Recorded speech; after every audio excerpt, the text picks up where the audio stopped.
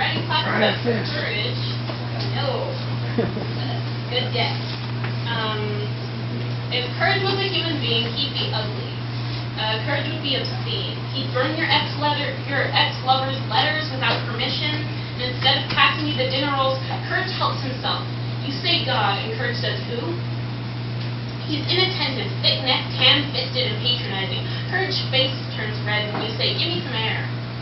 You say, now I'm going to climb Mount Everest, and courage will just say, why don't you let me handle this one, okay, dear? Courage doesn't trust you with the car. Courage doesn't let you do the taxes. Courage tells you to wash your hands, and then wash them again. Let me do something for myself once in a while. Why does it take courage to tell the truth? Why does it take courage to tell a lie? I'm not courageous. I'm just trying to communicate. I'm not courageous. I'm just a liar. I'm sorry. This is really irreverent. This is really vulgar. Courage isn't ugly. Courage isn't evil. I just want credit. I'm just selfish. Courage has good intentions, but courage and I are strangers. We're not very civil. He walks on one side of the street and I walk on the other. We bicker about the weather forecast and the price of gasoline. The only thing I have in common with courage is that we both take our tea without milk. We don't date smokers. We have clean fingernails. We're broke. I guess it takes courage not to tell the whole truth. I guess it takes courage to behave appropriately. I'm sorry, this isn't a poem about courage, it's an apology.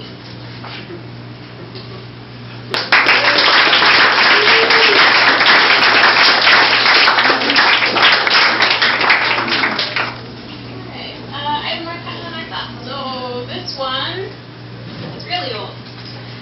I've been alive for 6,498 days, and that's a little defeating because 6,498 days isn't very many days at all.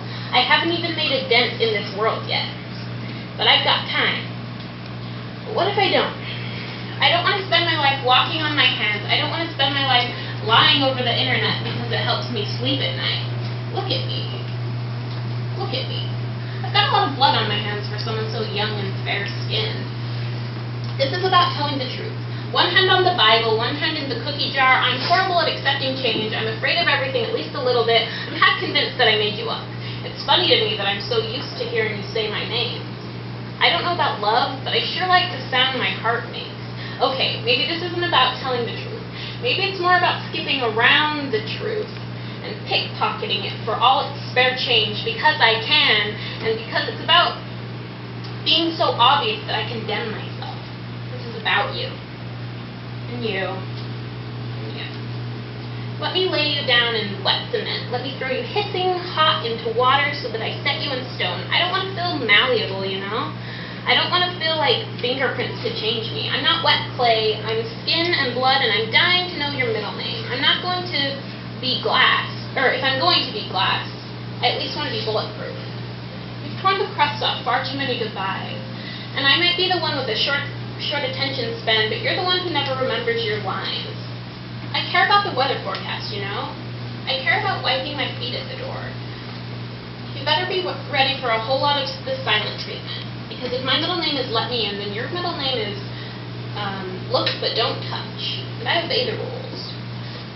Don't open your hand-me-down copy of Webster's and try to define love for me. I'm sick of theoretical chemical patterns and soulmates in biology. This is what it is. I don't know about love, but I'm 18 years old, not going to die today, but maybe tomorrow. Not going to grow up now, but maybe tomorrow. I know about love. Don't expect a love letter, though. I get a lot of crap for having long hair. I get a lot of crap for using long words. And I know for a fact that I'm hated. But somehow you must love me too. Because you never would have climbed the trellis if you didn't, would you, Romeo? You never would have held the boombox under my window if you didn't, would you, John Cusack? You would never have dragged yourself out of the ninth pit in, what'd you call it again? Oh, hell. If you didn't, would you, Dante? You'd never have said a single word if you didn't. Oh yes, you really love me. Somehow I forgot what I was trying to say. It might just have been I love you. And you. And you. So take care of yourself.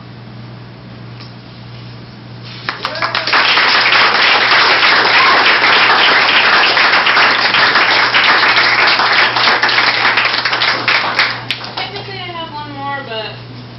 So then do it. But it's long. And I feel like... You guys. Just like your hair. Go for it. Hang on. You can do this through. Do it. Okay. Alright. Time machines, etc. This isn't the beginning of something beautiful, this is the end.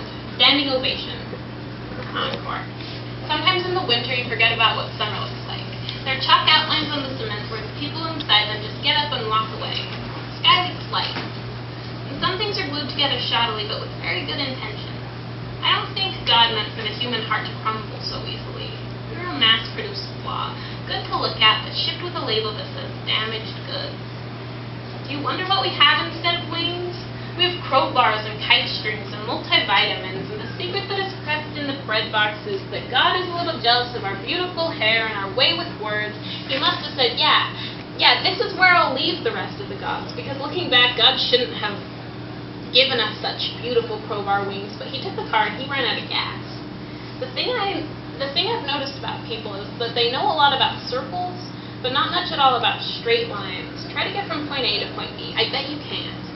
There's a lot we can't fix. The stars are exploding, the milk is spilling, Cleopatra is dead, but there's tape for that. If we can't fix it, we sure can write nice poems about it. You're beautiful like a moth. When God was trying to make man, he must have just closed his eyes and pointed to the nearest miracle, and here I am, an empty spot in heaven. God said, hey, where'd everybody go? No, I didn't bite the hand that fed me. I licked it clean. I'm out for blood. I'm impatient, and I didn't even bother leading the horse to the water. I carried him on my back and showed him where they kept the cans of the Coca-Cola. Oh yes, you unbendable little beauty, you bracken-watered little fool. You forgot all about how men are beaten out of boys, torn kicking and gnashing their teeth from the beds that they slept in as children. They were always just chapels and steeples and heavy wood doors. They were always religion, the very stomach of it. Religion and good to pray for. You coward.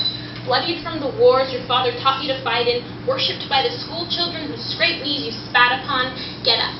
Get up. You were uncovered like some rare Paleozoic skeleton in the dirt, millions and millions of years too late to say, I forgive you, mother, you coward. Who tucks you into bed? Who prays for you? You put proceed with caution signs up on your bedroom walls to remind yourself to stir the soup and to look both ways when you're yielding to pedestrians. Your slogan could be maybe later. Try to locate heaven on a map of Ohio, because you'll be damned if you do and damned if you don't. There were never enough tomorrows or crayons in the box. Lucifer, you've had your fun, and I will never become what you were when you were bright. Bright, bitter, and beautiful in your blistering youth. You have been wondering why the stars aligned the way they did, because they spell your name and they break your heart. But how heartbroken can you be exactly with your name across the sky and stars? Oh yes, the ones I loved have me by the throat. This is a public apology, and I accept. I forgive you. Keep it warm for me in the oven. Write it in pencil. Tell me just how much you wanted to see my skin stretch for miles and miles and miles across deserts that used to be oceans. Because some things don't have endings. Sometimes it's very hard to find the last page, and sometimes it's very hard to say goodbye. Thank you, John F. Kennedy, for taking the bullet for me. Who loved you best?